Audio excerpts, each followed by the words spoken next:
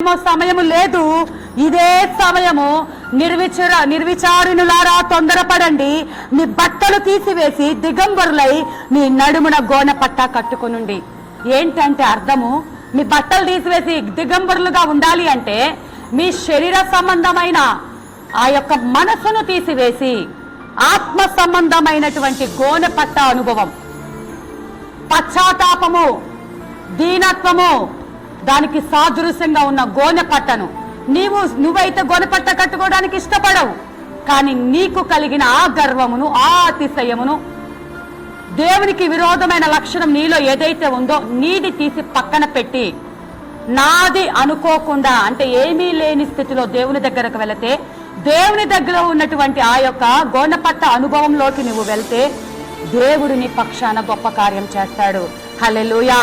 మరి అలాంటి కార్యము నాకు కావాలి. ఈ భూమి మీదకు వచ్చినప్పుడు మహారోదనతో ఆయన కన్నీటితో తండ్రి అయిన దేవునికి ప్రార్థన చేశాడంటే. హెబ్రీ పత్రిక మరి సమయం అయిపోతుంది, 5వ అధ్యాయం 7వ వచనంలో ఉంది.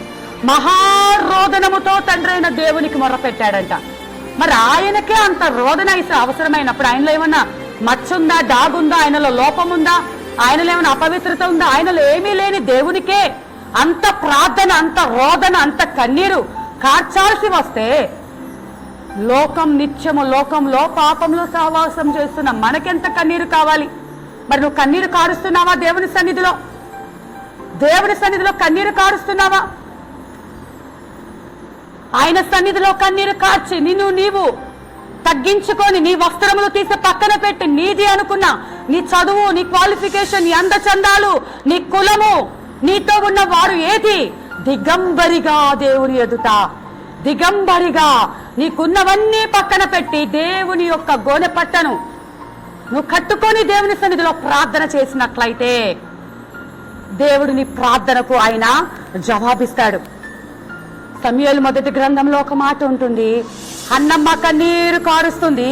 మనకందరికీ తెలిసిన లేఖన భాగము మొదటి అధ్యాయంలో, సమూయేలు మొదటి గ్రంథం మొదటి అధ్యాయంలో 10వ వచనం, బహుదుఃఖాక్రాంతురాలై వచ్చి యెహోవా సన్నిధిని ప్రార్థన చేయుచు బహుగా ఏడ్చుచు, సైన్యములకు అధిపతియగు యెహోవా నీ సేవకురాలైన నాకు కలిగి ఉన్న శ్రమను చూచి నీ సేవకురాలైన నన్ను మరువక జ్ఞాపకం చేసుకొని నీ సేవకురాలైన నాకు మగ పిల్లను దయచేసిన ఎడలా. అక్కడ కుమారుని కోసం అడుగుతుంది, మగ పిల్లవాని కోసము. ఒక తల్లిగా తను కన్నీరు కారుస్తుంది, బహుదుఃఖాక్రాంతురాలై ఆ యొక్క స్థలమునకు ఏటేటా వెళ్తుంది. కానీ ఏనాడు ఆ గుండె పగిలే దుఃఖం రాలా. అప్పటికి ఎన్నో సంవత్సరాలుగా వెళ్తుంది. ఇక విసుగు పుట్టి నేను రాను. ఏం చేశాడు దేవుడు? ఏం చేశాడు అంటే భర్త మీద గొడవ పడుతుంది. ఏం చేశాడు? ఎన్నిసార్లు బలులు అర్పించాం, ఎన్ని చేశాము, ఆయన ఏమన్నా మేలు చేశాడా అంటే ఎల్కానా అంటాడు, నేను నీకున్నాగా, ఇంక నీకు పిల్లలతో పని ఏంటి? ఎంత ప్రేమ చూపించినా ఆమె ఓదార్పు పొందట్లేదు. ఎందుకంటే తన వైరి పెనిన్నా చేత ఆమె సూటిపోతులు మాటలు, ఆ యొక్క శ్రమ ఆమెను నలగొట్టేస్తుంది. ఎప్పుడూ లేని దుఃఖము, వేదన, శ్రమను బట్టి ఇప్పుడు కరెక్ట్ సమయానికి దేవుని సన్నిధికి వచ్చి, కరెక్ట్గా సమయానికి వచ్చి బహు దుఃఖాక్రాంతురాలై బహుగా ఏడ్చుచు, నీకు నయము కాని వ్యాధి అయినా, తీరని అది శ్రమ అయినా, ఎన్ని సంవత్సరాల నుంచి నువ్వు ఎదురు చూస్తూ ఉన్నా ఈ శ్రమకు నాకు జవాబు రావట్లేదు, ఈ పరిస్థితి నుంచి నేను ఈ శ్రమ నుంచి బయటపడలేకపోతున్నాను, ఈ పరిస్థితిలో నుండి నేను బయటపడలేకపోతున్నాను, నాకు జవాబు ఎక్కడి నుంచి వస్తుంది అని నువ్వు అనుకుంటూ ఉన్నావేమో. దేవుడు మాట్లాడుతున్నాడు, ఈ యొక్క రాత్రికాల సమయంలో ఇప్పటి వరకు నీ గుండెలు పగిలేటట్టు నువ్వు ఏడవలేదేమో, బహుగా ఏడవలేదేమో, దుఃఖాక్రాంతురాలై దేవునితో గడపలే ఏడ్చుంటావు. చాలాసార్లు మనం అందరం ఏడ్చిన వాళ్ళము అంటే మనకి ముందుగా స్త్రీలు ఎక్కువగా ఏడుపు వచ్చేసింది, కదిలించగానే ఏడుపు. కానీ ఆ ఏడుపు మనుషుల ఎదుట కాదు, నీ కన్నీటి ప్రతి బొట్టును లెక్క పెట్టే దేవుని ఎదుట నువ్వు కన్నీరు కార్చాలి. ఇప్పుడు అంతకుముందు భర్త దగ్గర ఎంతో ఏడ్చింది. భర్త దగ్గర హన్నమ్మ నాకు పిల్లలు కావాలని ఏడుస్తుంటే భర్త నేను దేవుణ్ణని నిన్ను ప్రేమిస్తున్నాగా అని చెప్పాడు. భర్త వల్ల కాదు, ఏ మనుషుల వల్ల కాదు. కానీ ఇప్పుడు కరెక్ట్గా ఆమె చేయాల్సింది చేసింది. దేవుని సన్నిధికి వచ్చి బహు దుఃఖముతో ఆమె బాధనంతా చెప్పుకుంటున్నాయ్యా, నా శ్రమను నువ్వు చూశావు. ఆ శ్రమ మగపిల్లవాడు కావచ్చు, నీకున్నది ఏదైనా కావచ్చు. శ్రమను చూచిన దేవుడు తప్పకుండా జవాబిస్తాడు. హల్లెలూయా. మగపిల్లవాడు కావాలని అడుగుతుంది. తల్లంటండి ప్రసవ వేదన పడి పడి పడి ఇంకా ప్రాణం పోతుందేమో, వద్దు నా వల్ల కాదు అంటది. కానీ అంత పడిన ప్రయాస, ఒక్కొక్క రోజు ఒక్కొక్క స్త్రీ అయితే 2 రోజులు పురిటి నొప్పులు పడుతుంది. ఒకరోజు ఈ మధ్య అంటే ఆపరేషన్లు వచ్చాయి, 1-2 గంటల కంటే చూస్తున్నారు, వెంటనే ఆపరేషన్ చేసి తీసేస్తున్నారు. ఇంతకు ముందు కాలంలో అయితే మరి చాలా వెయిట్ చేసేవాళ్ళు. నేనైతే ఒక 24 గంటల సేపు నాకు బాబు కడుపులో ఉన్నప్పుడు చాలా ప్రయాసపడ్డాను.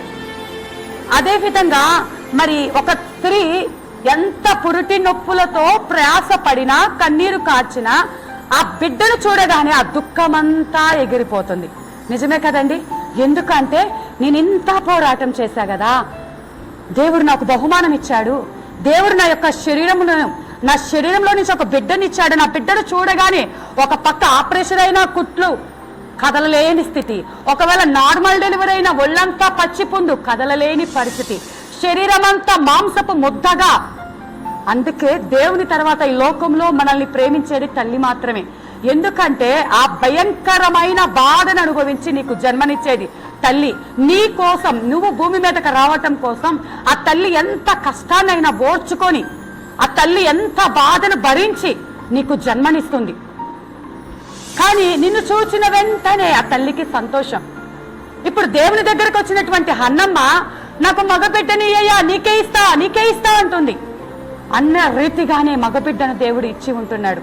ఇక్కడ అర్థం ఏంటంటే అండి, ఆత్మీయ అర్థం. దేవుడు ఈరోజు మనతో మాట్లాడుతున్నటువంటి మాట, నీవు ఒక ప్రసవ వేదన కలిగిన స్త్రీలాగా నువ్వు ఎప్పుడైతే ఒక బాధ నీలో ఉండాలి.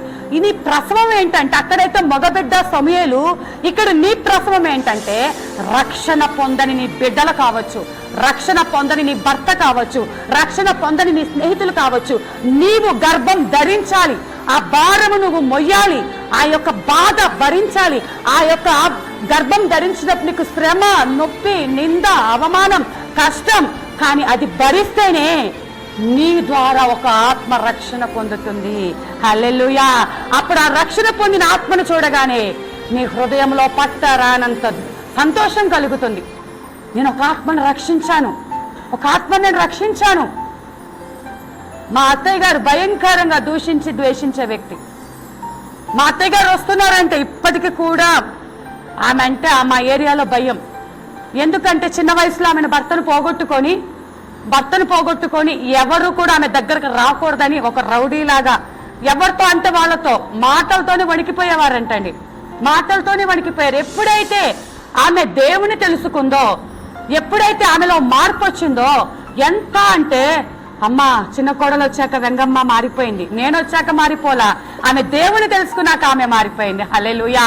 ఆమె దేవుని తెలుసుకున్నాక నేనైతే వాళ్ళందరూ అలా అంటూ ఉంటే ఎంత సంతోషంగా ఉంటుందో. మా అత్తయ్యని నా ద్వారా నేను రక్షించుకున్నాను.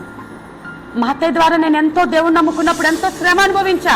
కానీ వాటిని అన్నిటిని ఓర్చుకున్నప్పుడు, దేవుడు ఆమెను ఆకర్షించినప్పుడు, దేవుడు ఆమెను ముట్టినప్పుడు, ఆమె ఒక రక్షణ ఇచ్చినప్పుడు, దేవా ఒక ఆత్మను రక్షించావు కదని ఎంత సంతోషించాను. ఇప్పుడు ఎవరైనా నిన్ను దేవుని మందిరానికి వెళ్ళొద్దు అంటున్నారేమో, ఆటంకపరుస్తున్నారేమో, కానీ ఒకానొక దినమున నువ్వు సంతోషించే రోజు రాబోతుంది. ఆ రోజు ఈ పడిన ప్రయాస, నిందలు, నిట్టూర్పులు, దాక్కొని రావటం, రహస్యంగా ప్రార్థన చేయటం, ఇదంతా కూడా అమ్మా నేను ఆ ఆత్మ కోసమే కదా ఇంత ప్రార్థన చేశాను, ఆ ఆత్మ కోసమే కదా ఇంత ఉపవాసాలు ఉన్నానని ఆ రోజు నువ్వు సంతోషిస్తావు. అన్నమ్మ ప్రార్థన చేస్తే మగబిడ్డని ఇస్తే ఆ మగబిడ్డను నీకిస్తానంటే ఎట్లా ఇచ్చింది అంటే, అప్పటి వరకు అంట దేవుని ప్రత్యక్షతలు లేని దినాలంటండి. ఒక్క మాట చూపించి నేను ముగిస్తాను. దేవుని ప్రత్యక్షత లేని దినాలు 3వ అధ్యాయము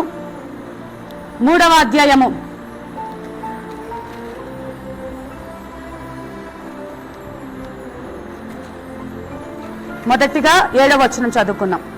సమూయేలు అప్పటికి యెహోవాను ఎరుగకుండెను, యెహోవా వాక్కు అతనికి ఇంకా ప్రత్యక్షం కాలేదు. అంతకుముందు ఏలీ కూడా దేవుని ప్రత్యక్షత లేదు, దేవుని స్వరము లేదు. ఆ దినాలు ఎలాగ ఉన్నాయంటే ఇంకా దేవుడు ప్రత్యక్షత లేదు, దేవుని ప్రత్యక్షత లేదు. ఇప్పుడు ఆ సమూయేలుకి అదే 3వ అధ్యాయం 20వ వచనంలో, కాబట్టి సమూయేలు యెహోవాకు ప్రవక్తగా స్థిరపడనని దాను మొదలుకొని బెర్షెబా వరకు ఇశ్రాయేలుకి తెలుసుకొనిరి. మరియు షిలోహులో యెహోవా మరలా దర్శనమిచ్చుచుండెను. షిలోహులో యెహోవా తన వాక్కు చేత సమూయేలునకు ప్రత్యక్షమగుచూ వచ్చెను. హల్లెలూయా. సమూయేలు మాట ఇశ్రాయేలులందరిలో వెల్లడి ఆయను. ఇంతకు ముందు సమూయేలు బాలుడుగా ఉన్నప్పుడు, సమూయేలు దేవుని సన్నిధికి విడిచిపెట్టినప్పుడు, దేవుని ప్రత్యక్షత లేని దినాలలో దేవుడికిచ్చిన మాట కోసం హన్నమ్మ తన కుమారుణ్ణి దేవుని సన్నిధిలో విడిచిపెట్టింది. కానీ ఆ చిన్న బిడ్డ దేవుని సన్నిధిలో ఎదుగుతూ ఉన్నాడు. పాస్టర్ గారికే దేవుని వాక్కు ప్రత్యక్షమవలేదు, కానీ ఒక చిన్న బిడ్డకి, ఒక చిన్న పాలు విడిచిన బిడ్డతో దేవుని వాక్యం ప్రత్యక్షమవుతుంది.